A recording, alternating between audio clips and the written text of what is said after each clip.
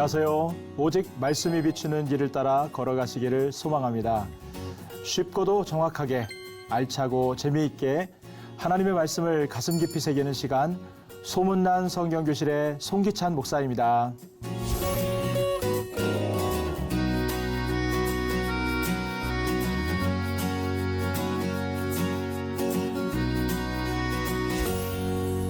지난 시간에 나눈 내용을 기억하시나요? 기도의 삶을 유지하라 라는 말씀으로 다니엘의 말씀을 살폈습니다. 우리가 기도할 때 하나님께서 끝까지 믿음을 지킬 수가 있다는 것, 우리가 기도해야 끝까지 믿음을 지키고 계속해서 기도할 때에 우리의 삶에 역전이 오게 된다는 것을 우리가 살폈습니다. 오늘 나눌 이야기는 말씀 앞에 결단하라 라고 하는 이런 말씀으로 이 에스라에 대한 말씀을 함께 살펴보고자 합니다.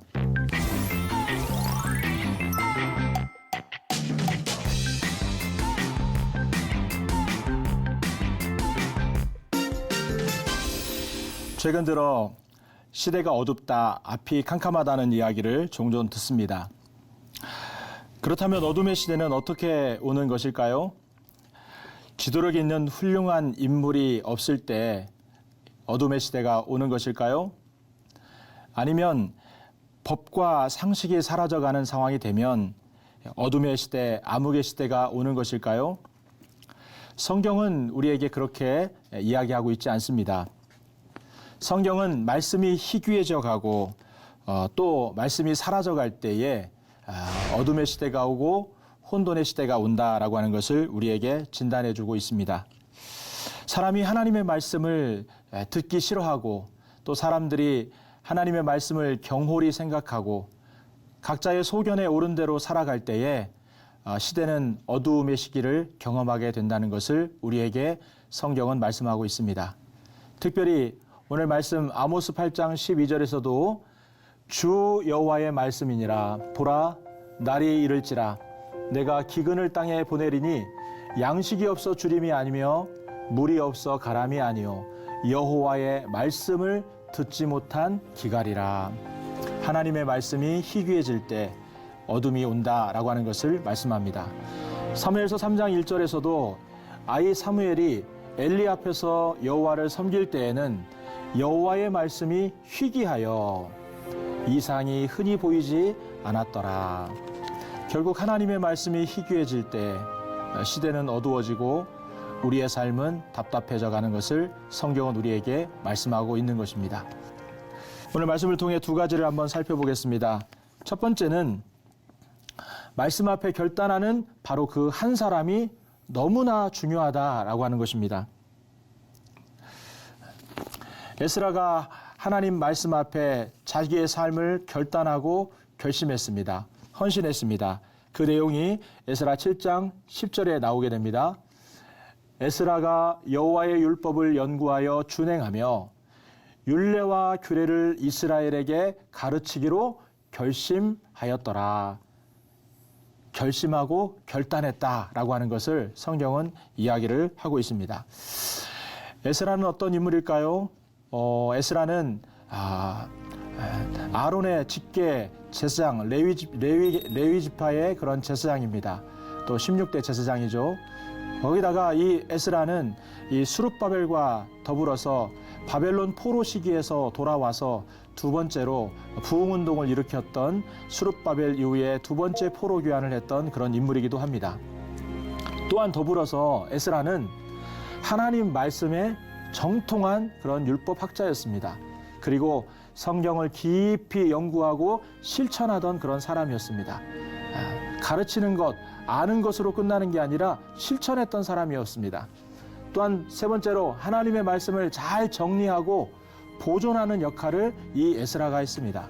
그래서 에스라는 실제로 에스라서뿐만 아니라 느헤미야 그리고 심지어는 남유다의 모든 역사를 최종적으로 정리했던 역대상하까지도 에스라가 썼을 것이라고 이렇게 생각을 합니다. 또한 더불어 구약성경의 모세오경이나 선지서, 역사서, 시가서 이 모든 이 말씀들의 일부를 이 에스라가 최종적으로 편집하고 정리한 사람일 것이다 라고 이렇게 많은 주교학자들도 이야기를 하고 있습니다.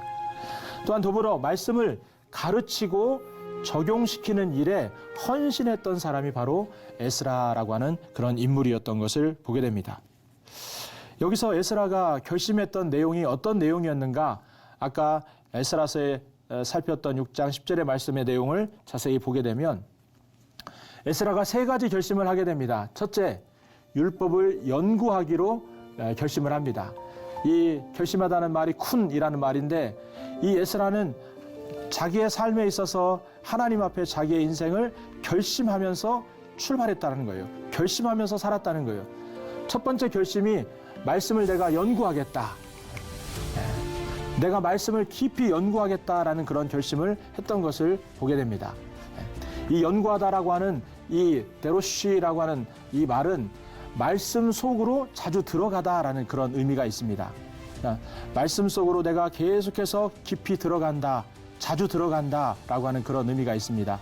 마치 두레박을 가지고 우물물을 퍼내는 것처럼 이 에스라는 이 말씀에 깊이 들어가서 말씀을 끌어올리고 단지 아는 것뿐만 아니라 어떻게 이것을 적용하고 어떻게 이것을 실천할 것인지에 대한 부분까지도 말씀을 끌어올려서 연구하고 또 연구했다라는 것입니다. 또 두 번째로 율법을 준행하기로 결심했습니다. 실천하기로 결심한 것입니다. 준행하다라고 하는 이 말은 아시트라는 말로 사용하는데 말씀의 실천과 순종을 이 에스라는 나로부터 시작하겠다라는 결단을 했다라는 거예요. 우리는 보통 말씀을 연구하는 사람들은 말씀에 대한 실천이 약할 수밖에 없습니다. 그런데 이 에스라는 말씀을 연구하고 그 말씀을 가장 먼저 자기에게 적용하고 가장 먼저 자기 스스로가 실천하여서 그 말씀대로 사는 사람이었다라고 하는 것을 우리들에게 말씀합니다. 예수님께서도 마태복음에 보게 되면 마태복음 7장 24절과 24절부터 27절까지 모래 위에 집을 짓는 인생과 반석 위에 집을 짓는 인생의 차이를 말씀해 주십니다. 그러면서 거기에서 누구든지 이 말을 듣고 행하는 자는 그 집을 반석 위에 짓는 지혜로운 사람 같다라고 말씀합니다. 그러니까 예수님께서도 말씀을 듣고 그 말씀을 행하는 자가 반석 신앙과 같은 사람이다. 반석의 신앙이다. 라고 하는 것을 예수님도 말씀을 해 주셨던 것들을 보게 됩니다. 또한 이 에스라는 세 번째로 가르치기를 결심했다라는 거예요. 이 라메드라는 가르치다라는 말은 매우 강한 그런 강조를 의미하는 그런 피엘 동사입니다.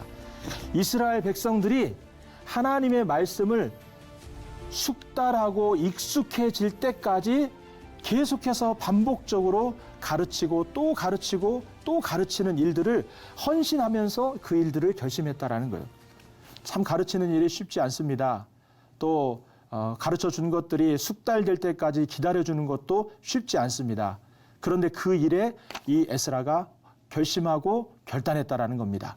연구하기로 결심하고 준행하기로 결단하고 또 가르치기로 결단했던 이 에스라의 모습을 이제 보게 된다라는 거예요. 실제로 나중에요, 에스라가 이 결단이 언제 폭발력을 발휘하느냐? 느헤미야 8장에 보게 되면 느헤미야가 성벽 재건을 위해서 들어와서 3차 포로 귀환을 한 다음에 성벽 재건이 완성이 되고 에스라를 초청해서 부흥회를 하게 됩니다. 에스라 목사님을 초청해서 부흥회를 하게 될 때에 이때 엄청난 부흥의 역사가 일어나게 되었던 것들을 보게 됩니다. 이방 사람들을, 이방 우상들을 섬겼던 이스라엘 사람들, 그리고 이방 결혼을 했던 이스라엘 사람들이 하나님 앞에 회개하고 하나님 말씀 앞에 엎드려져서 그들이 하나님 앞에 다시 돌아오는 놀라운 부흥의 역사가 바로 이 에스라의 이 말씀 앞에서의 헌신을 통해서 일어나게 되었던 것을 보게 됩니다. 다윗도 보게 되면요, 하나님 앞에 결심을 하게 됩니다. 시편 57편 7절에 보니까 하나님이여 내 마음이 확정되었고 확정되었사오니 내가 노래하고 내가 찬송하리이다. 이 확정됐다는 말도 큰 결심했다라는 말입니다. 다윗이 아둘람 동굴에서 너무나 힘들고 어려운 시간을 보낼 때에 내가 거기에 그냥 가만히 원망하고 시간을 낭비하지 않고 내가 하나님 앞에 노래하고 찬송하겠다라는 것을 결심했다라는 거예요. 이 다윗의 결심이 얼마나 중요했냐면 나중에 예루살렘 솔로몬 성전이 세워지고 그리고 그들의 예배 전통 안에 고난과 어려움 속에서도 하나님을 노래하고 찬송하는 전통이 바로 다윗의 이 결단 속에서 출발이 되었고 시작이 되어서 자리를 잡게 되었다라는 겁니다. 한 사람의 결단이 이렇게 엄청난 일들을 만들어냈던 것을 보게 됩니다. 특별히 덴마크의 아버지라고 불리는 니콜라이 구룬팁이라고 하는 사람이 있습니다. 이 사람은 신학자이고 또 교육자이고 철학가였던 그런 사람이었습니다. 루터교 목사님의 아들로 태어났던 이 구룬투비는 국민들에게 세 가지에 대한 성경 정신을 심어주었습니다. 첫째, 하나님을 사랑하라. 이웃을 사랑하라. 그리고 땅을 사랑하자. 이 세 가지 삼의 정신을 성경을 바탕으로 사람들에게 가르치기 시작했던 것을 봅니다. 구룬투비가 이때의 이 상황들을 맞이할 때에는 사실 덴마크가 굉장히 어려운 상황이었습니다. 세계대전으로 말미암아 독일과의 전쟁에서 피해를 입고 또 짐으로 인해서 엄청난 배상금을 지불해야 됐고 또 더불어서 국민들은 시리와 좌절 속에 일할 자리를 잃고 많은 사람들이 알코올 중독으로 그렇게 포기하고 있는 그런 상황에 있었습니다. 더불어서 땅은 전쟁으로 인해서 완전히 황무지가 되고 농사를 지을 수 없는 그런 땅이 되었던 것입니다. 이런 상황 속에서 하나님의 말씀을 붙들고 일어났던 이 구룬투비, 하나님의 말씀을 붙들고 안 되겠다. 그리고 농민들과 또 노동자들을 모아서 그들을 가르치기 시작합니다. 그래서 국민 고등학교 운동을 벌이면서 사람들을 가르치고 그 가르치는 장소에서 기숙사를 만들어서 그곳에 먹이고 재우면서 이들을 하나님의 말씀으로 가르쳤던 것들을 보게 됩니다. 우리가 노동하는 것이 얼마나 중요하냐? 노동의 중요성과 하나님께서 이 노동도 하나님의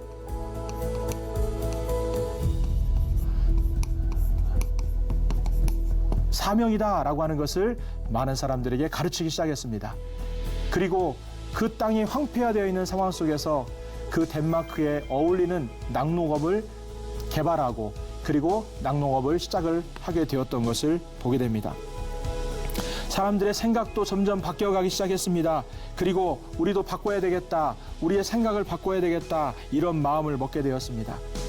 개인주의와 나 혼자만 살겠다는 그런 마음도 바꾸어서 한 개인의 성공보다 공동체의 번영이 더 중요하다라고 하는 이런 정신을 심어주면서 또 함께 협력하고 연대의식을 갖도록 만들어줬던 사람이 바로 이 구룬투비였습니다.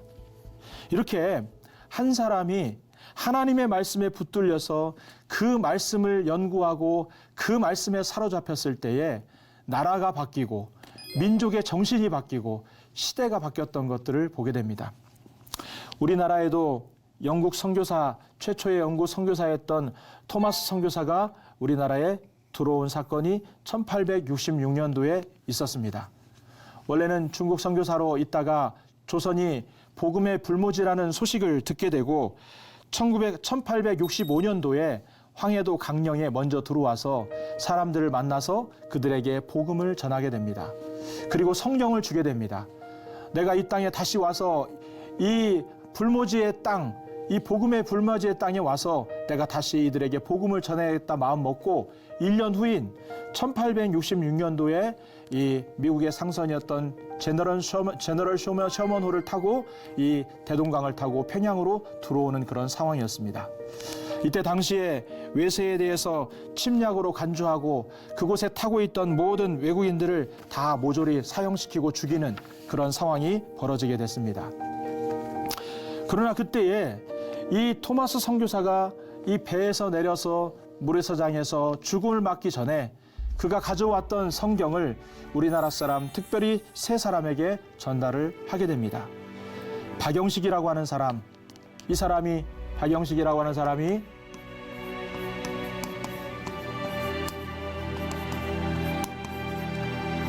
이 박영식이라고 하는 사람이 성경을 전달받고 성경을 읽기 시작합니다. 그리고 거기서 성경을 떼서 벽지로 붙이고 사람들이 그 방에 오가면서 또 벽지에 붙어있는 성경을 읽으면서 많은 사람들이 하나님의 말씀을 보게 되고 변화되는 역사가 일어나게 되었던 것을 봅니다. 두 번째로 이성하라는 사람이었습니다. 이성하라는 사람은 이 토마스 선교사를 직접 죽인 장본인이었습니다. 그리고 마지막 죽는 순간에 성경을 전달받고 이 사람도 성경을 읽고 하나님 앞에 눈물로 회개하면서 자기 자신을 토로하고 회개하며 하나님 앞에 돌아오게 됩니다. 그리고 독실한 기독교인이 되었던 것을 보게 됩니다. 마지막으로 최지량이라는 사람. 이 사람도 토마스 선교사에게 성경을 건네받고 성경을 연구하면서 기독교 신앙의 아름다운 그런 테두리를 만들고 사람들에게 기독교 신앙을 전파하는 중요한 전도자로서의 역할을 감당했던 것을 보게 됩니다. 한 사람이 하나님의 복음과 말씀에 헌신하여 그 성경을 들고 왔던 그 한 사람을 통해 우리나라 박영식과 이성하와 최지량이 하나님의 말씀으로 변화되고 또 이들을 통해서 많은 사람들이 또 하나님을 알게 되고 변화되어가는 놀라운 역사가 바로 이 토마스 선교사 한 사람으로부터 시작되었던 것을 보게 됩니다. 이 토마스 선교사가 조선에 뿌린 복음의 씨앗은 장차 1907년도에 평양 대부흥을 일으키는 밑거름이 되었다라고 많은 사람들이 이야기를 합니다. 오늘 에스라도 마찬가지입니다. 에스라 한 사람.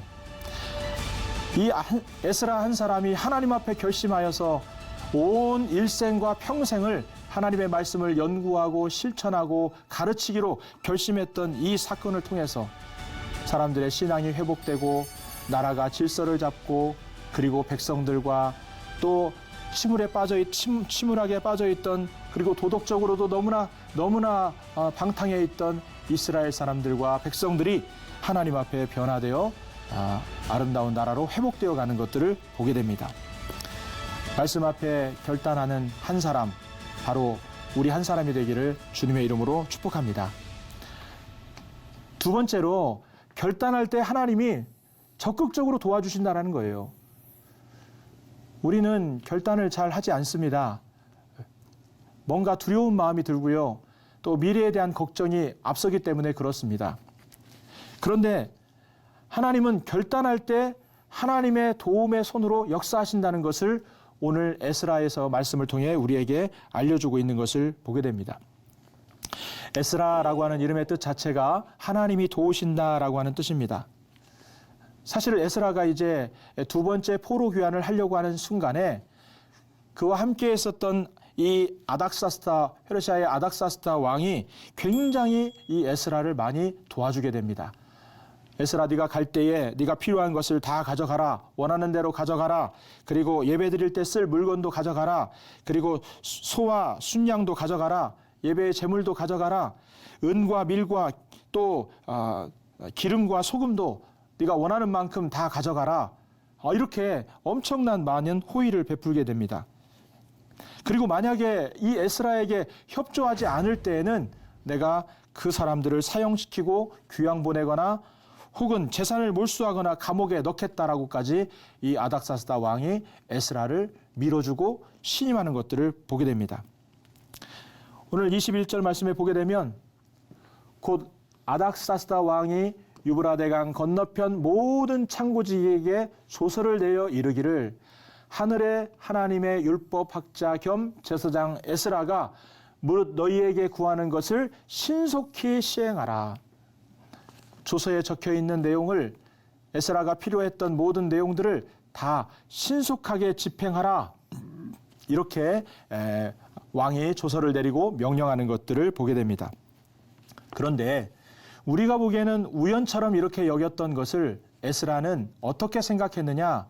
이 모든 도우심과 이 모든 도움이 인간적인 문제로 도와진 게 아니라 하나님의 도움의 손으로 하나님이 나를 도우셨다라고 하는 것을 그는 그렇게 보았다라는 거예요. 그 다음 절에 보니까 또 나로 왕과 그의 모든 보좌관들 앞과 왕의 권세 있는 모든 방백의 앞에서 은혜를 얻게 하셨도다. 내 하나님 여호와의 손이 내 위에 있으므로 내가 힘을 얻어 이스라엘 중에 우두머리들을 모아 나와 함께 올라오게 하였노라. 에스라는요, 아닥사스다 왕의 도움과 그들의 모든 물질과 모든 지원들이 단순한 그런 지원, 왕의 호의라고 생각하지 않고 하나님께서 여호와의 손이 내 위에 있음으로 말미암아 내가 이것으로 인해서 힘을 얻었다라고 이렇게 고백하는 것을 보게 됩니다. 여호와의 손이 내가 결심하고 출발하려고 하는 그 순간에 여호와의 손이 나를 도우셨다라고 하는 것을 이 에스라가 고백하고 있는 것들을 보게 됩니다. 우리도 이 땅을 살면서 하나님이 기뻐하시는 결단을 통해서 하나님을 만나고 또 하나님의 인도하심을 받는 저와 여러분 되기를 주님의 이름으로 축복합니다. 성경에 보게 되면 이 아브라함도 하나님께서 어느 날 이삭을 바치라고 명령을 내리십니다. 큰 시험이 찾아왔는데 참 머리 가운데 혼란스러움이 아마 많이 있었을 것입니다. 근데 아브라함이 결단을 내립니다. 그리고 그 결단은 행동으로 이어집니다. 아침 일찍이 일어나서 이제 불과 나무와 그리고 아들을 데리고 모리아 산을 향하여 걸어가게 되는 것을 봅니다. 결단하고 움직이기 시작했습니다. 결단하고 행동하기 시작했습니다. 길을 가는 동안 많은 생각이 들었을 것입니다. 야, 이 사랑하는 아들을 내가 이제는 보내야 되는가? 여러 가지 안타까운 마음, 또 어찌 보면 하나님에 대한 원망함도 있지 않았을까 생각이 듭니다.